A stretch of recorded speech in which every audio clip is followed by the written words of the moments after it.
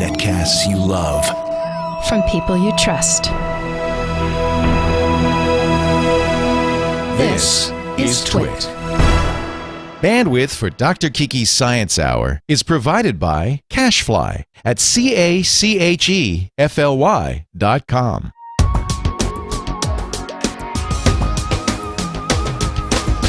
This is Dr. Kiki's Science Hour, episode 60, recorded on Thursday, August 19th, 2010. Want some candy?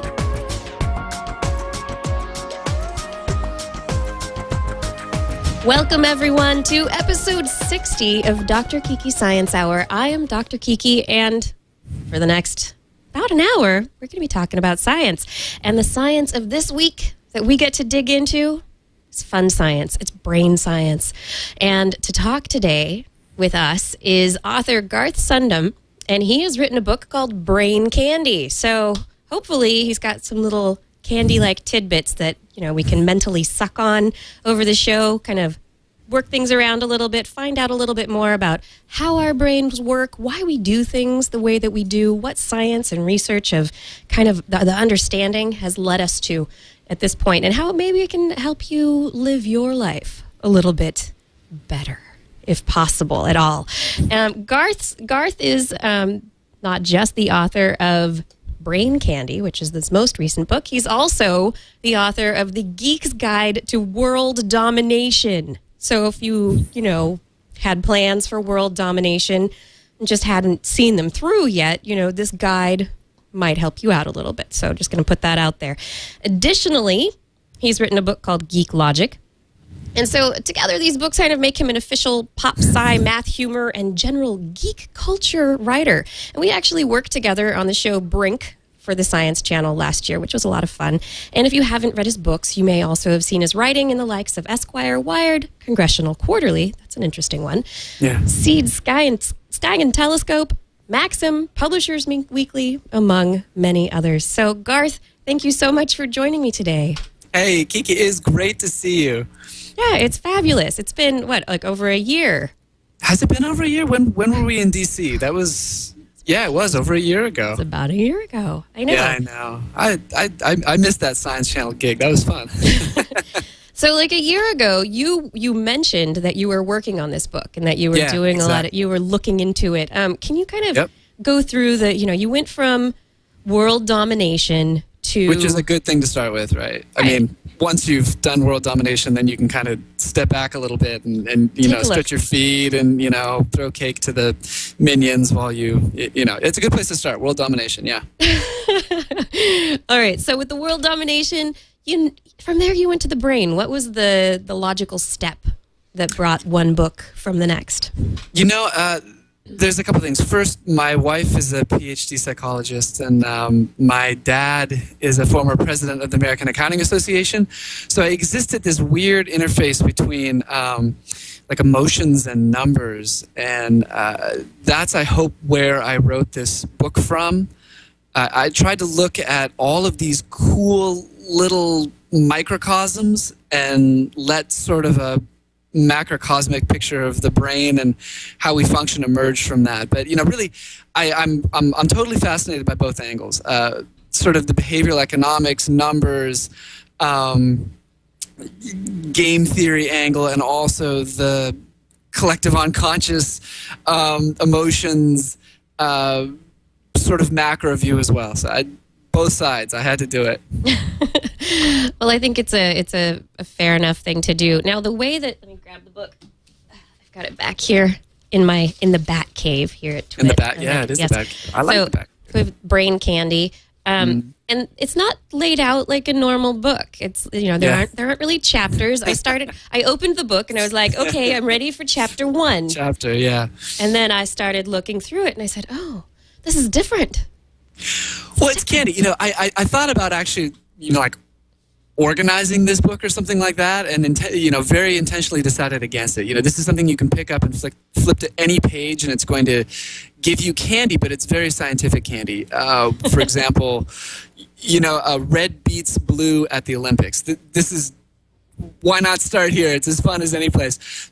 It turns out that 53% of the time in Olympic one-on-one competitions like taekwondo and grappling and things like that, 53% of the time red trunks win. And there's enough data that this is statistically significant. So these guys did this cool study where they showed taekwondo referees a match, red trunks versus blue trunks, and they had them score the match, and the red trunks won. Then they digitally switched the color of the trunk, so it was the exact same match. They showed this match to another large sample of taekwondo referees, and of course the red trunks won again. So it seems that there is evidence for bias for red in sports competitions. I mean, this is just... That's interesting, yeah. Totally fascinating. So what I did is that, I'd wake up in the morning early before my kids get up. I would caffeinate the heck out of myself and start reading journals. And when I ran across something that was cool or seemed to just sort of explain something about how we live our lives, I would usually call the person up and end up typing and drinking more coffee. So coffee was a big part of writing this book. Coffee is a big part of writing any book. Any book. But yeah. In the book, you actually talk about what coffee does, right? That's right, I do. So you're actually learning something about yourself there, right? There's many things that coffee does. One of them is it makes you, for a very brief period of time, smarter. I think this probably isn't a huge surprise to people. It's what you would imagine. But there is also scientific proof of the coffee crash. So while you are very shortly smarter, you are dumber longer than you are smarter because of drinking coffee. So if you need it for a boost, it's great, but it's not the brain food that you might hope in the long term. Okay, so drinking coffee. Okay, so again, what I tried to do is start small, and if sort of a macro picture emerges about the brain, great. There's a couple of things that I looked into in depth, though. One of them is this whole idea of brain training, which is so hot right now. Everybody's talking about it. Can you get smarter? What can you do to get smarter? Can I eat fish oil? Can I don't know what, stand on my head with smooth rocks on the soles of my feet, or I don't know. So it turns out that the scientific literature right now is rife with brain training studies that failed. There is, however, one key to getting smarter, and this is kind of across the literature, is new experiences. And it surprised me that it was so simple. Your brain, this is going to be no surprise to listeners, your brain wires itself and rewires itself on a basic biological level to be able to exist in the space that you create for it. If you are forcing it to create new spaces, to integrate new experiences, you're also forcing it to wire new pathways. This is neuroplasticity, and it's a field right now that's just blowing up. Yeah. How the brain, I'm sure you've been all over it. New experiences. If you wake up in the morning and read a new section of the paper, or check a new blog, or take a new route to work, or go out to a new restaurant after work, those are much more effective in making you across the board smarter than, say, doing the Sudoku every morning. Once you've done your 357 Sudoku, all you're doing is getting better at Sudoku. You're not really doing a whole lot for your brain. So that was one thing that surprised me. Yeah, that's something recently that's been something that has been kind of debated for a while, because people have been saying, oh, you can do these training games. These, exactly. If you do the crossword every day, you're going to be keeping your brain healthy. You're going to, if as you get older, you'll be fighting off, deterioration and all sorts of terrible brain diseases that can come out. But all it turns out is that you're just getting really good at Sudoku. But check this out. The crossword is a little bit interesting. Specifically, the crossword. One factor in how well our brains work is our working memory. That's where we get stuff done. It's not storage. It's not the immediate memory that goes away like every name I've ever learned. It's the working memory where we get stuff done. And what's cool about the crossword is it is a machine that specifically forces you to pull widely diverse information from deep in your brain into your working memory. And this is pretty good practice across the board. If I were going to pick one kind of puzzle, it would be a puzzle that forced me to pull things up from my working memory, training that, because it does sort of diversify across intelligence fields. I think it's going to be interesting to see what happens with working memory specifically, and even more specifically, crosswords for brain training. The jury's still out. I'd give it 1.5 years.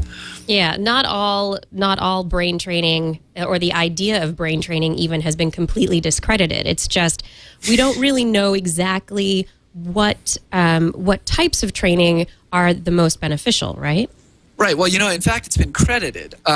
If you want to train your brain for something specific, you can very well do that. I mean, you can get better at the crossword. You can get better at Sudoku. You can get better at Mensa-style puzzles. You can get better at, spinning shapes in your mind. Or if there's any one thing you want to do, you can get better at it. And the way to get better at it is to do it. It's like, if you want to be a rock climber, the best training for rock climbing is rock climbing. I'm shaking my camera here because I'm getting emphatic. I'll take my arms off the table. Sorry about that. Rock climbing! Get out. Rock climbing! Banging on the table. But across the board, if you want to get more intelligent across the board, the most promising area of brain training research for getting it more intelligent across the board is new experiences. For example, if you sit down and you're going to do a puzzle, if you understand the directions and how you would go about doing the puzzle, it's not worth it. It's the process of struggling to figure out how to do something, not the actual doing, that's going to make you smarter across the board. And there actually is a growing body of evidence for this now. Well, I wonder how this all fits in also. I mean, people have said that, learning a musical instrument or trying, new things that you've never done before. How, so maybe you didn't learn a musical instrument, and as an adult, you're like, I'm going to learn a musical instrument. That new task, how that's going to affect your brain. Yeah, I don't know, but check this out. This is cool. So I talked to, what was her name? Diana Deutsch, who is a specialist in sound and language acquisition, but also music acquisition. And she was looking at perfect pitch, which is this cool phenomenon where you hear a pitch and you can name the note. You hear bing, and that's a B flat or whatever it is. Somebody with perfect pitch in the chat room, please correct me because I don't have it. But or the ability to sing it. But what she looked at is how perfect pitch develops in the brain. And what she found, and this is cool, is that the incidence of perfect pitch in speakers of tonal languages is much higher.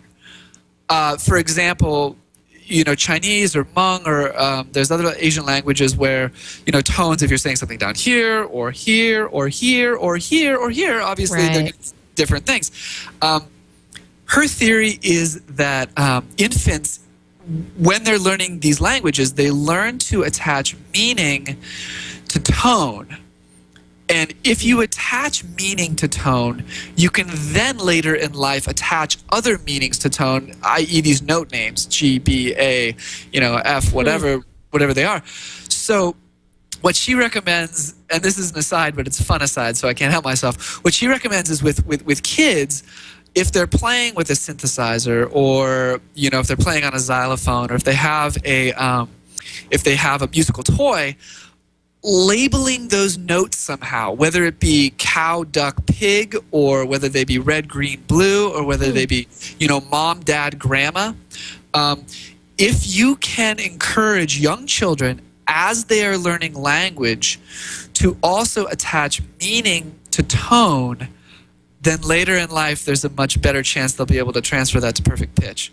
That's fascinating.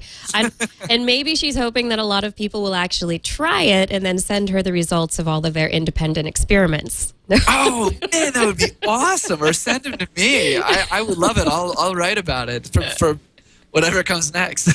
Yeah. So you spent a lot of time talking to scientists. You said reading journal articles and actually talking to scientists about what they're doing. Someone in the chat room was like, well, these results seem kind of unscientific. Well, how do you respond to something like that? I'm a journalist. I'm not a scientist, but I spend a lot of time in the journals, and I spend a lot of time talking to scientists. So I have this really cool overview. I'm not going to, shoot my mouth off about my own results. I don't really have any of my own results, but what I do is I take things that are published in journals or scientists that I talk to from all over the country, and I write up their findings. So I'm a very one-step conduit for the science that comes from all over the place. But I think it's interesting to be able to integrate the results of research and be able to kind of go, okay, so if we see this different stuff that's happening out there, and how can we put it all together and make it something that's actually useful? Because that's the end goal of science, really, is to help understand how we work, how our universe works, ask the questions about it, and then try and put some sense to stuff. Yeah, I was talking to a guy the other day about science and whether it's engineering or reverse engineering, and I thought that was kind of an interesting question. Like, is the goal of science to reverse engineer what nature has created? So here we have this thing, how does it work? Or is the goal of science to engineer, i.e. we don't have something, we want something, and so we're going to try to make it, or is it sort of a confluence of the two?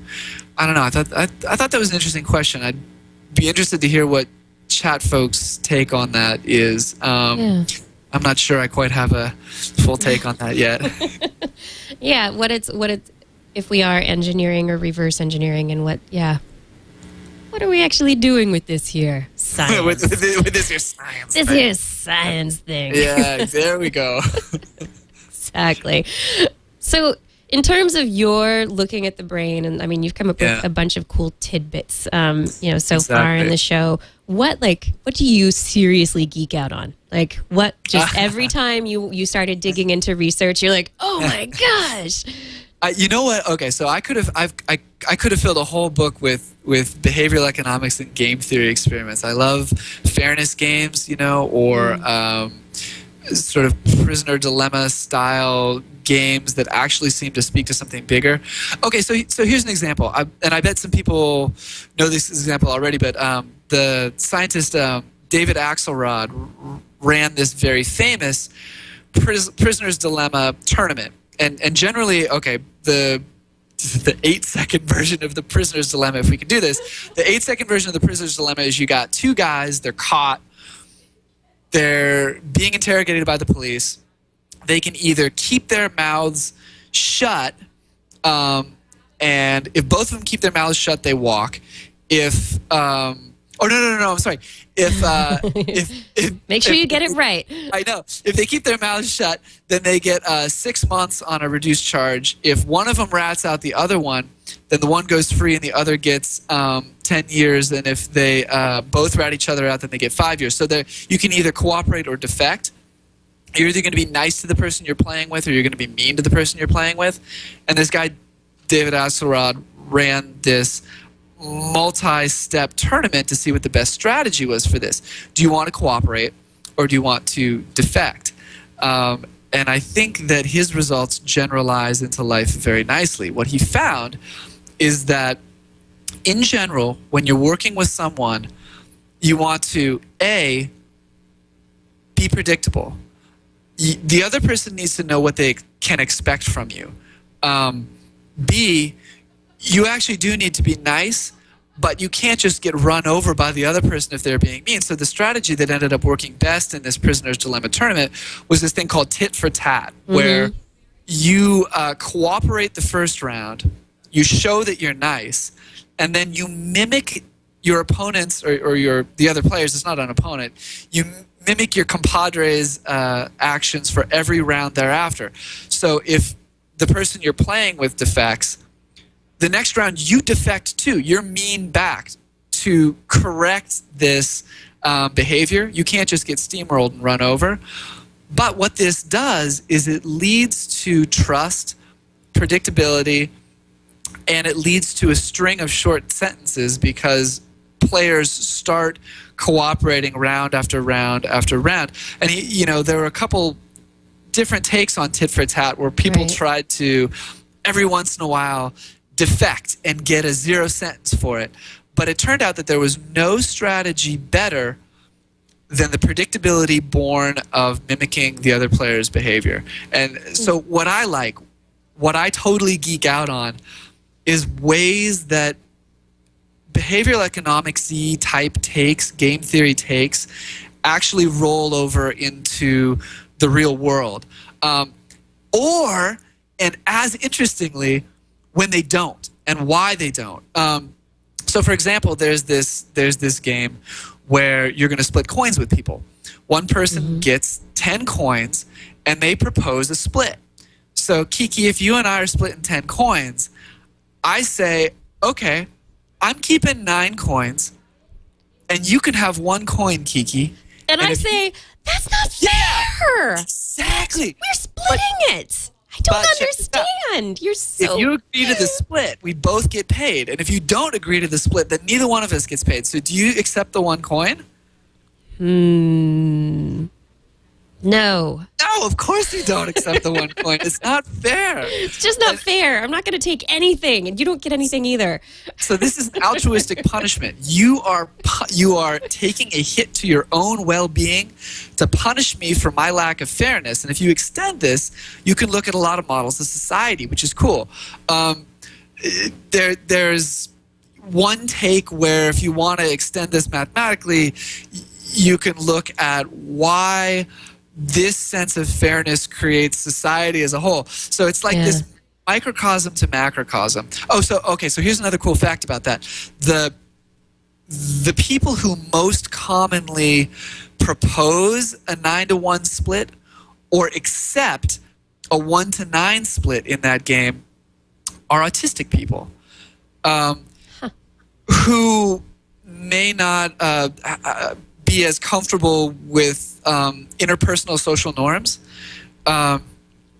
Anyway, that's a cool factoid. But I love how numbers, and to that maybe the sense of fairness, like what is fair, exactly. that just doesn't make sense to begin with. That maybe that's just not part of what they compute.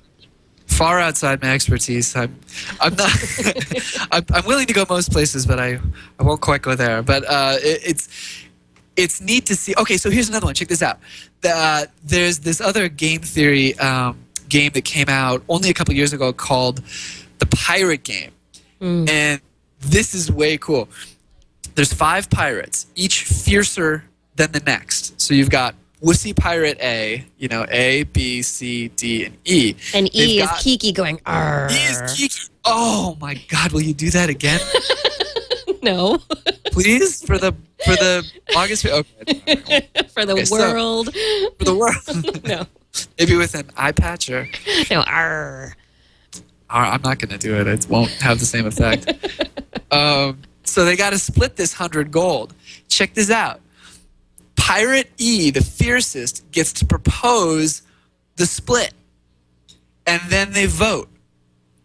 If it is in his favor, then they split the gold like that and it's over. If it is tied or not in his favor, then they chuck the fiercest pirate overboard and the next fiercest pirate gets to propose how to split the gold. So you'd think that you would have to do something like, give the next fiercest pirate 20 and the next one 10 and the next 5 or, whatever, like to get people on your side. Well, it turns out that the hardcore game theory logical split for this is 0, 1, 0, 1, 98. Whoa. And if you guys want to look that up, I'll let you look it up online. But what it comes down to is everyone knows that they're going to get thrown overboard by the person ahead of them, or they would not get any gold at all if they were the ones splitting it. So the head pirate, all he has to do is buy two votes to vote with them, and the way he can do that is by giving 1 gold piece. It's the same thing, these fairness games, and they're totally fascinating to me. I'll give you some gold, you give me a vote, I stay on top, everything's and you get happy. 1 gold piece, and you wouldn't have gotten one otherwise. You wouldn't have gotten anything, but now you're getting something because I share. I might be fierce, but I'm giving as well. but it doesn't work in the real compassionate. world. And that's what's cool is it doesn't work in the real world. A lot of game theory needs the influence of psychology in order to actually be what humans do. And this is why, behavioral economics is so cool to me. It's kind of a personal fascination. Like if I've got to call somebody up about why humans do what they do, I reach for the University of Chicago directory first. I will keep that in mind. Yeah. Yeah, it is such an interesting question, and I think I'm mixing up where my source is, but it could have been your book. It could also have been actually a research article. But I was reading recently that people are, looking at human morality and where does human morality come from, and that it is something that has come from the fact that we are a social creature, and that in order to be a social creature, we have repeated interactions with individuals, and we've learned that we need to be fairly good to other people, or else other people aren't going to be so good to us. And so just for the benefit of ourselves, it's better to be more moral. Yeah, there's a lot of social correction that goes on. I mean, you see this when sparrows flock a hawk. This is kind of game theory in action. It's not any good for any one sparrow to be part of that flock, but as a whole, it makes evolutionary sense. Oh, here's a cool story. So these guppies, Turure River guppies, Turere. Is that South America? Can someone in the Cachefly? Anyway, these guppies, they have predators, of course, like all little fish do. And what they do when a predator shows up is a school of these guppies goes out to scout the danger. Is this predator hungry? Should they be worried? And you don't really want to be in the scouting party for obvious reasons.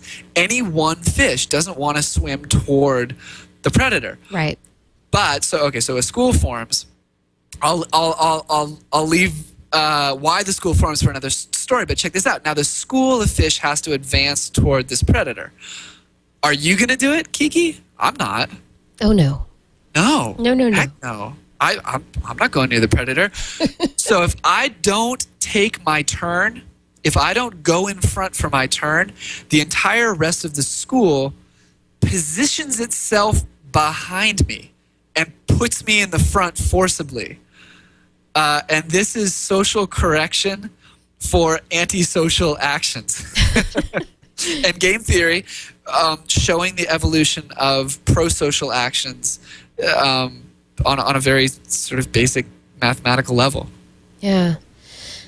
We could go on and on with the game theory. This is, I do find game theory and I got stuck on this, but this isn't it's good. what It's really interesting. I asked you what you geek out on. That's what I geek out on, but it's perfect. It's not the whole idea. It's not the whole shooting match.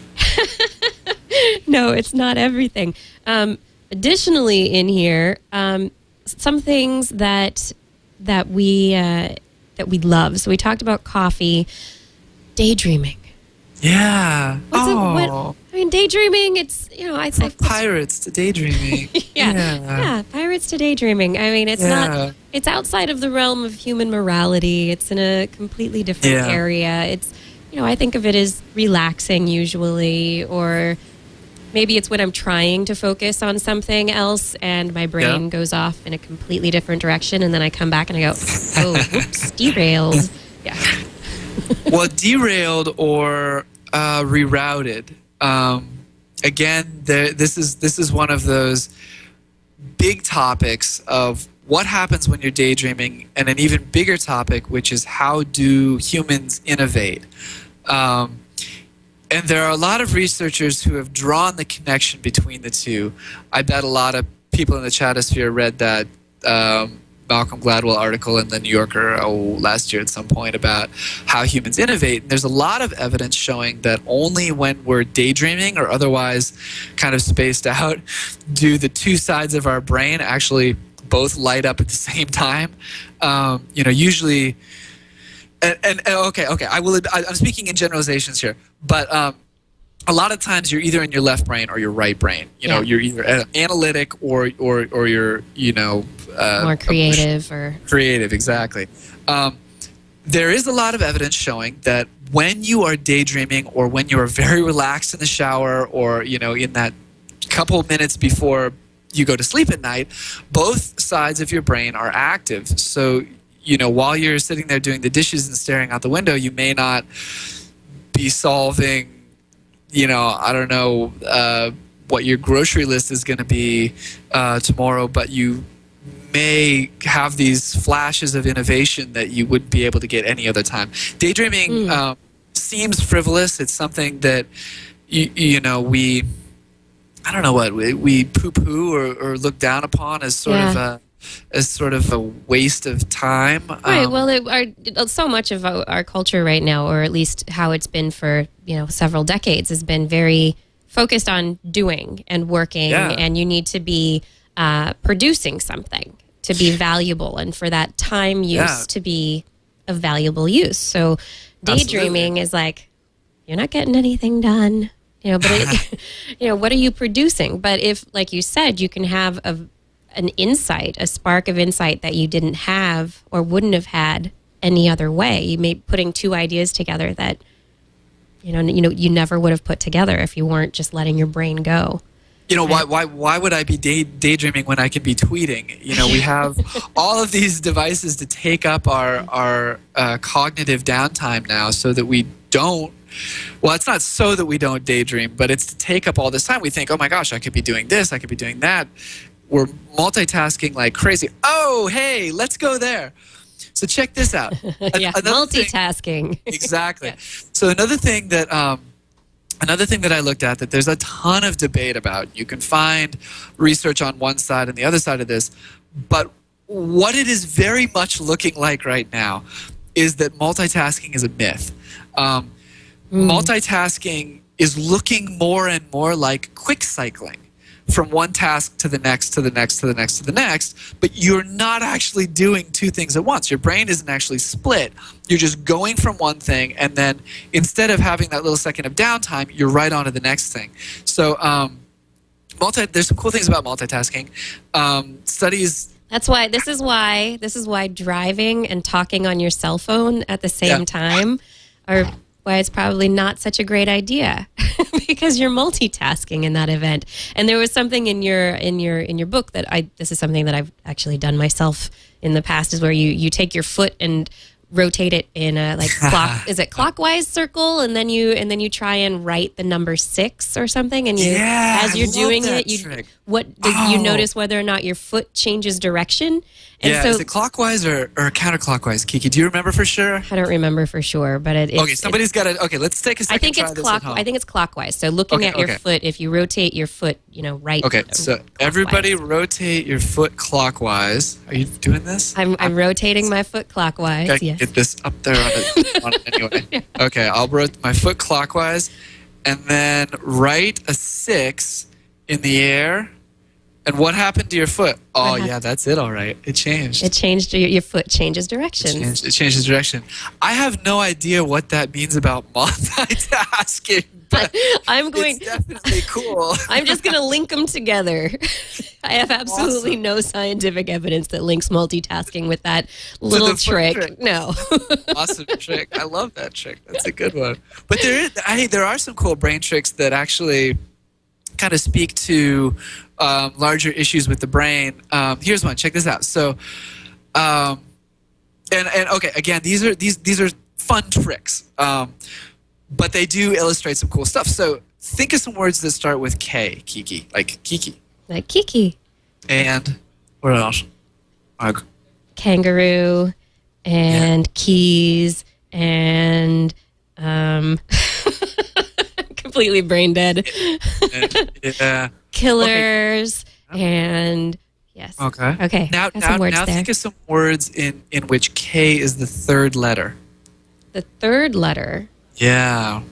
Besides Kiki. Oh, yeah. Let's see. Bake, cake, fake, make, rake, lake. Oh no!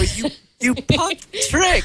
most people are way better at coming up with stuff that starts with a K, because these words, the K sound starting a word is available. This is an example of a heuristic. There's a ton of these, and I'm sure a lot of listeners already know about heuristics. What they are brain shortcuts, and they allow the brain to do things more quickly than it would otherwise, but it doesn't always get them right. So most people with the K trick, they can spout a list of K, starting with K words. They can't come up with any in which K is the letter. I'm just going to say, I think this just gives a little bit of insight as to how my brain works a little bit differently. It's a little bit, it's wired for third letter dominance. That's wow. Right. You say, think of a word that starts with K, and the only thing that comes to mind is Kenneth killed me from A Fish Called Wanda, and then I can't think of anything else. Then you're stuck. And then I was stuck, but then you asked for the third letter, and I was free to go. My brain was like, oh, yeah, no problem. So these or specifically this availability heuristic does a bunch of cool stuff. One of the cool things it does is when the Discovery Channel shows Shark Week, attendance at Florida beaches declines because of the available image of, swimmers shot from below, and something horrible is going to happen.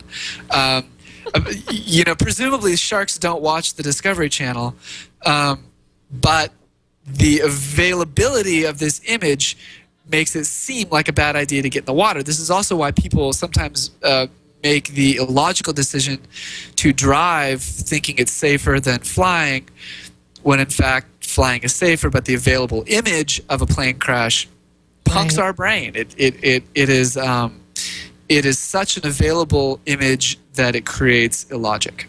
Yeah, I definitely, thinking about Shark Week, I know that during that time period, the media, like in the news, there's this year, as an example, there were so many stories about shark attacks and increase in sharks around the world, when really they're not increasing. But, there were all these really interesting stories in the news that I was like, what is going on here? The culmination of summer and Shark Week and... Some guy, I read an article in the Santa Barbara Independent like 2 days ago. This guy had his kayak mouthed by a 15-foot great white shark. He'd made it his mission to paddle to all of the oil rigs in the Santa Barbara Channel to call attention to the fact that there are a whole bunch of oil rigs in the Santa Barbara Channel. And on his way back in, this shark came up and mouthed his kayak and put some nice puncture holes in it. And the poor guy said he was hyperventilating and whatnot. But it didn't sink him, and he got back to shore all right. Great story, though. He's got the available heuristic. Availability. Yeah. That guy ain't swimming on no Florida beaches, I'll tell you that much. No, he's not. Oh, my goodness. Let's see. So other things that have been that are in your book that are fun. This is one... Oh, this is a good question. Do you know, what do you think people should know about their brains that they don't, that most people don't? There's a lot of things. Let me generalize first. It seems like the brain, and again, I'm going to totally generalize. I hope you guys will forgive me for this, but after looking at this in a lot of depth for a good year here, it seems like the brain is a great tool for taking in a ton of information and synthesizing it really, really quickly into perceptions and decisions and sensory information or whatever. But it doesn't always do it right. We also, I think, it's becoming totally apparent that the brain not only takes in a lot more information than we're conscious of. This is no surprise, but this information that we take in subconsciously is so very influential on our decisions. I bet a lot of people have seen the experiment by Chen Bo, who, this is cool. He had undergrads coming up into the research center supposedly for a job interview. They meet the interviewer, and on the way up on the elevator, the interviewer says, okay, could you just hold my drink for a sec while I get these papers together? And the interviewer hands the participant either a hot cup of tea or a cold can of soda. And then after the interview is over, some overseer says to the poor student, "Hey, what'd you think of the person who interviewed you?" People who held hot tea liked the person who interviewed them.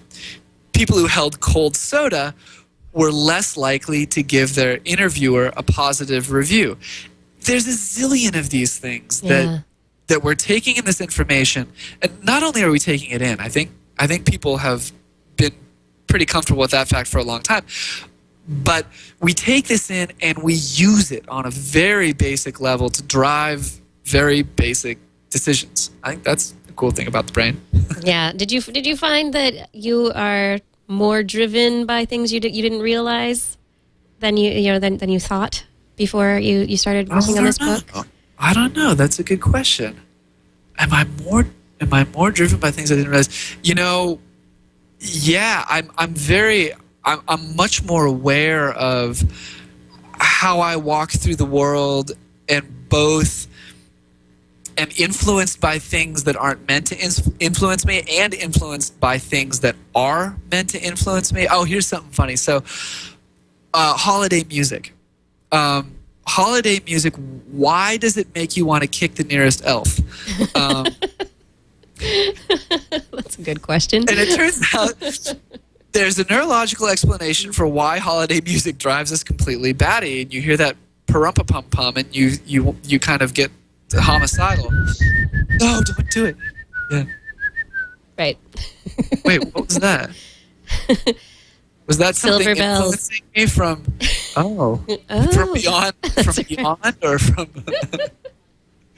but so your brain doesn't just want candy. Your brain likes to be a little bit engaged. So, for example, you listen to the Beatles' White Album, or you listen to Stravinsky, or I happen to listen to a lot of Coltrane, and maybe the first time you listen to it, you don't like it so much. It takes a little getting used to, but you can listen to it multiple times, and these are things that you can hear something new every time you listen to it.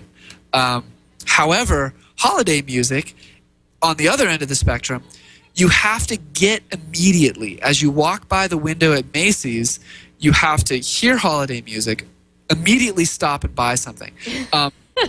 It's a trigger. So, exactly, it is. And so intentionally, it gives you nothing new. You hear it, and it is what it is, and that's all it's ever going to be.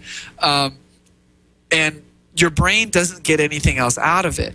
So once your brain has parsed this information, if the information keeps bombarding it, it becomes so banal that it's painful for the brain, in the way that more complex music, Stravinsky, Coltrane, or the Beatles' White Album, I don't know if I can put the White Album with Stravinsky and Coltrane, but anyway, the way more complex music might not be. Your brain can handle it for a much longer time because it's giving your brain a lot more different kinds of input.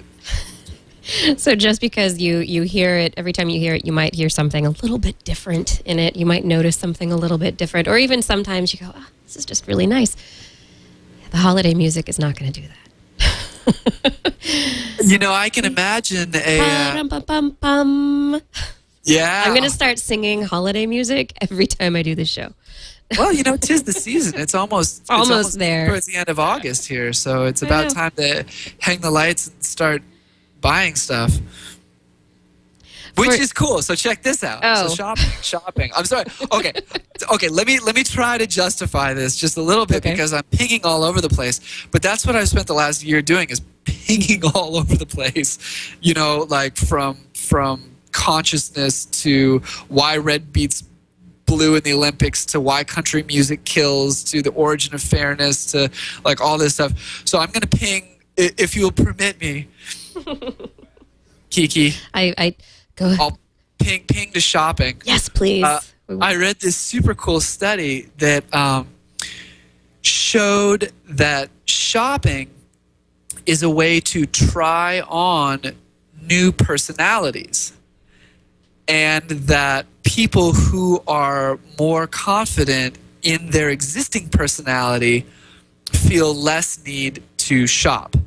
I I think that's probably fairly intuitive, but it's actually sort of a two-way highway. So not only do you go to Abercrombie and the Gap and J. Crew or whatever. And last time I was in a mall was like 15 years ago. but to try to figure out who you are. Are you a Abercrombie person or a J. Crew person or whatever? Which is true. That is one reason you would go to these stores, is to try on new personalities. Mm-hmm. But once you buy clothes from Abercrombie or whatever, you increasingly take on that personality. It's self-identification, which creates this sort of positive feedback loop where you become more identified both self and externally with this type of personality and with this brand. Like, you become an Abercrombie person by wearing Abercrombie clothing. And this is going to happen more often when your friends are shopping at these places and they're buying that kind of clothing, and then you're going to kind of mimic what they're doing, and so potentially then you have a whole group of people, those little flock of I bet it is. Yeah, flock of people who dress similarly, act similarly, take on similar personas. Maybe there's a mass mimicry that's all driven by advertising and branding. And game theory. Flocking. Flocking. I talked to what was his name? It was Levin. Ooh, somebody's gonna have to Google this for me. He's a mathematician. His last name is Levin.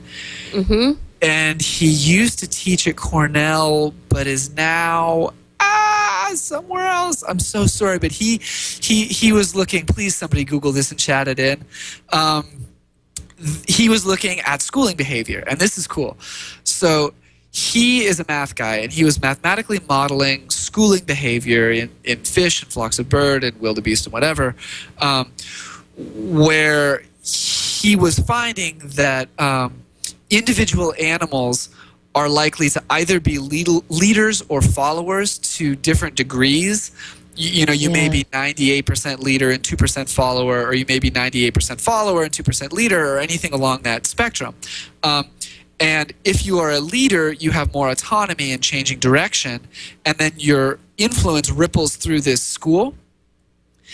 And he applies this to how to change public opinion. So I thought this was such a fascinating link. It totally blew me away. A school of fish going left or right is mathematically very similar to a group of people changing their opinion.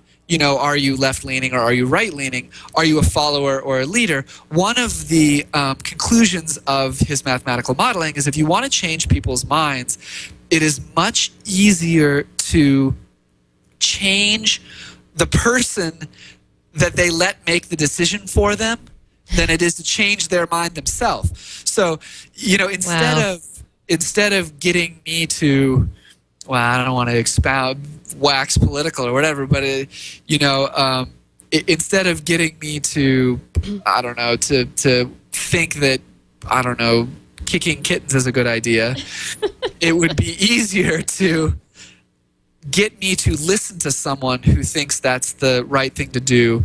And most people allow other people to make their decisions for them. We are the fish who are, 5-6%, whatever it is, follower, and only or 95% follower and only 5% leader. So it's much easier to change where we're getting our information than it is to actually change individual people's minds. But I thought the connection between schools of fish and changing opinions was totally fascinating. You wouldn't expect those things to be linked.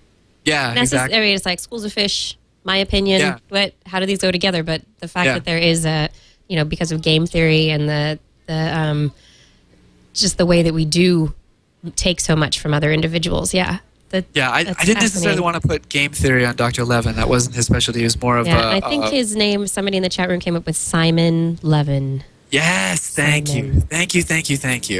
Exactly. There's this whole pod. I just got out of this pod of mathematicians who I've chatted with recently. There all these guys, Steve Strogatz and John Kleinberg, and then Luis von Ahn, who, hey, here's a cool story. Check this out. So we were talking about the brain's downtime. Yes. Here's a cool way that someone is using the brain's downtime. And I didn't know if this is widely known or not. Kiki, if this is totally widely known, just cut me off and we'll go to something else. Okay. But, okay, reCAPTCHA. These little boxes of text that you type in at the bottom of like every screen when you're registering for something. Yeah, to prove that you're a human. To prove that you're a human. So check this out. The Google Book Project is trying to digitize old books. They're trying to save these old manuscripts before they rot into oblivion. So there's people on the ground in these old libraries scanning books. Now, a lot of, and then they use text recognition software to turn these images of old manuscripts into text, so it's saved, right? But in these old manuscripts, there are a lot of words that computers can't interpret. They can't just go to text. So what Luis von Ahn at Carnegie Mellon is doing is when that happens, when the computer can't recognize a word, it chucks it into one of these little reCAPTCHA boxes alongside a word that a computer can interpret. So you, as a human, look at this word, you can interpret it. You write this word into text, and then you've done the translating. It goes back to the Google Book Project placeholder, and you have translated a word in an ancient manuscript that the computer could not translate. They're getting 70 million words a day doing this with reCAPTCHA. Oh my goodness. Which is like totally downtime, brain downtime. You would have typed this word in a box anyway. It just happens that you are typing a word from an ancient manuscript, and then you're also typing another word. That's why they have two words. Right. Only one of the word is actually ancient. One of the words is ancient, and one of the words is the check to show that you're actually human, because the computer doesn't know what the ancient word is. The computer knows this other word ahead of time, so it has something to check you, against to know that you're human. And then this other word you're translating in a real book that someone, hundreds of years ago wrote, and you just digitized it for future generations. I love that. I love that. Google is doing all sorts of interesting things. And this just kind of goes along. There's a lot of citizen science research that's happening right now where we're using brain power to be able to look at large data sets. Galaxy Zoo, people are looking at galaxies and categorizing them in a way that a computer couldn't do. All sorts of stuff that's, because of our pattern recognition abilities that our brain just does on its own. We don't really have to think about it or do or work on it, but we just like, oh yeah, I know what that is. And they're probably it's really interesting to hear that Google is doing this, adding it into the reCAPTCHA. It's just a fascinating way to do it. It's kind of underhanded and scheming at the same time, though. Ooh, I like that. But who's really good on citizen scientist stuff is Deborah Estrin at UCLA. I talked to her a couple months ago. She's really good on like mobile data gathering, and sensors in mobile phones, or just interaction from sort of mass data collection from mobile phones that you wouldn't be able to do any other way. There's some super cool stuff that's going on with that.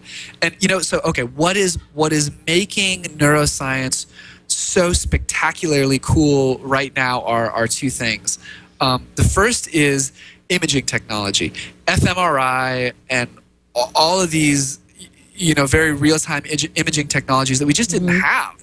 I mean, you could look right now at the amygdala and how it lights up when you see, for example, different products, which is another story. Neuromarketing is totally freaky. But the other thing is data, the way we are able now to both collect, store, and manipulate mass amounts of data is not what we could do 1 year ago or 2 years ago or, God forbid, 10 years ago.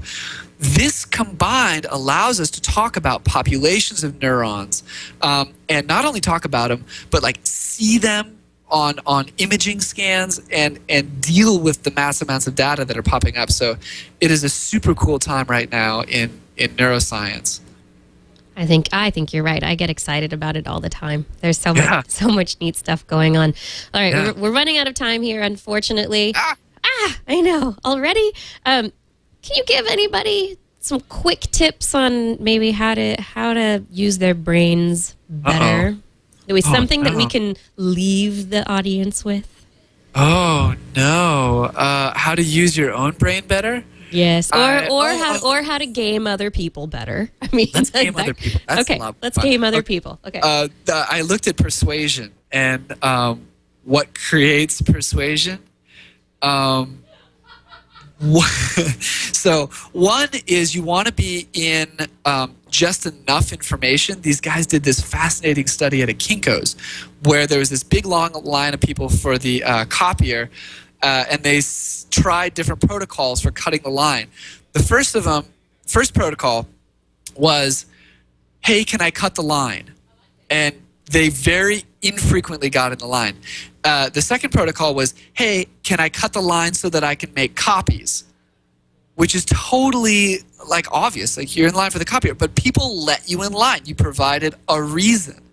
So it was 60% of the time, these people saying, hey, can I cut the line so I can make copies? People said, oh, sure. The third protocol was, hey, do you mind if I cut the line so that I can make copies because I've got to do this and it's really super important? And in that protocol, they didn't get in the line either. So in persuasion, you want to provide information, but not too much information. There was another study that looked at ums and uhs in persuasion, and any equivocating at all, totally kills persuasion. So enough information, streamline it, and you'll have a much better chance of getting people to bend to your evil will, which goes back to world domination, which is kind of a fun topic of mine anyway. I totally agree. I think in the end, it all comes down to world domination. How are you going to use your brain to dominate other people and the world eventually? Science can help. That was like that pirate thing, Kiki. That was awesome. I come out with things like that occasionally. I think I have an inner pirate. Oh, sweet. I'm going to watch out. That's my next book. Oh, thank you. I've got it. Your inner pirate. Oh, man. Thank you. Awesome. Just make sure to thank me in the credits somewhere. It's the inner pirate dedicated to Dr. Kiki. Yeah, that'll be good. Yep. All right, Garth, thank you so much for joining me on this show today. Unfortunately, it is the end of the hour. Thank you so much. You're welcome. You're welcome. And if anybody is interested in checking out Garth's any more information or checking out his book or any of those other things, I can send you to his website, garthsundem.com. His official website has also books, so I am assuming I have. Yes, there we go. Brain Candy right on the top there. So if you're interested, it's got all sorts of places you can find Brain Candy and How to World Dominate, which is very important, and Geek Logic, which is fun because that one's fun. You have a whole bunch of equations in there that are very fun. That's a whole other subject. Absolutely. Math. It should be fun. It should be fun. It should be fun. It's fun. Come on. Whoa, that's right. Whoa. Yeah, vibrations. There we go. Yeah, Southern California. That's the San Andreas kicking in, I'm sure. A few earthquakes, maybe a little bit of coffee. That could... Exactly. We'll see. All right, so this is the end of the show. Unfortunately, it's time to go. And next week, we'll be talking about something else super sciencey. Don't really know what it's going to be yet. That's the unfortunate part, but I'll figure it out. I will figure it out. And in the meantime, like I said, garthsundem.com. You can find his book, Brain Candy, online or in a bookstore near you. It is now out on the shelves. I am Dr. Kiki, and this has been the Science Hour. I'll be back here next week. Until then, you can follow all of my sciencey pursuits online by Googling Dr. Kiki. I'm there. My website is drkiki.tv, Twitter @DrKiki, and you can subscribe to the Science Hour if you haven't done so already in either audio or video formats, and you can go to twit.tv/Kiki